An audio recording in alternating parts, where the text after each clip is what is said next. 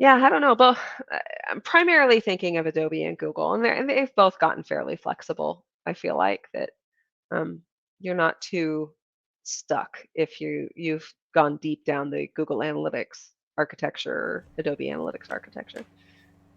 I don't know. Maybe that's an optimistic Yeah. No, view. I mean, I think, yeah, I mean, I think that's definitely been the case. We've, as an industry, been moving. Just wasn't sure if, from a solution standpoint, that they've kind of followed suit and said, yeah, we're going to allow for it. But you're right. I mean, like, whether it's data layer or otherwise, some platforms still are very rigid in what you can do, and some are a bit more open and flexible. And I guess there's probably also a people component too, whether it's internal resources or external. If you Yes, have, if you come from one background or another, that could also highly influence your architecture decisions. absolutely. Yes. Um, How do you, as like an architecture specialist, and like especially where you have deep expertise in certain tool sets, kind of continue to build that expertise, but also see broadly as well, so you're thinking kind of flexible solutions that aren't necessarily locked into a specific vendor. it used to be much easier.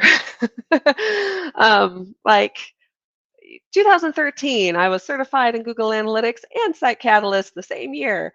Um, these days, as the tools are evolving and becoming more data sciencey, I guess, for lack of a better term, um, I think it is going to be harder to be a jack of all trades, sort of, or to have a good feel of best practices.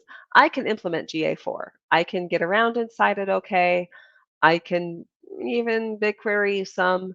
Um, I won't necessarily be able to tell you what's a best practice though, because I can't spread myself across best practices of all of the Adobe tools and also best practices of this other new complicated thing.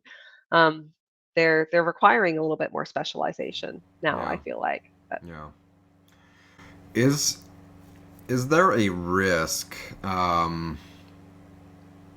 Well, maybe this is more of a risk or a pitfall of a non-single solution, but I'll ask it anyways.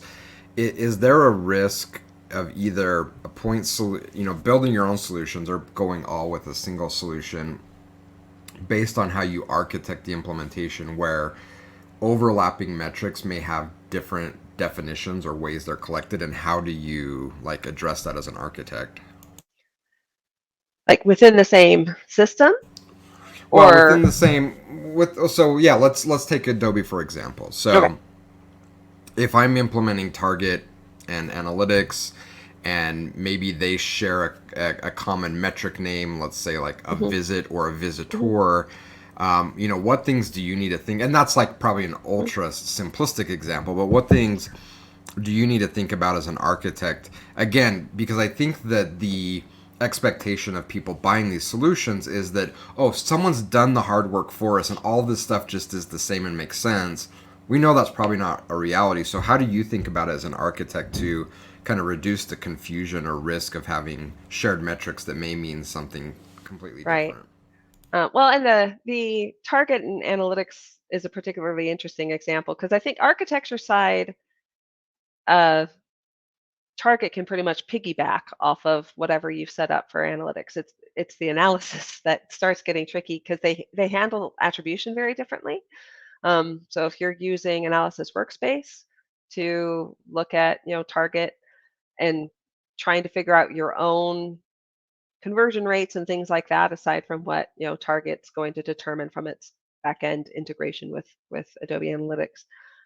Things can get confusing very quickly and make you doubt your data, just because they handle things differently, and i- it's not even necessarily greatly documented how they handle things differently.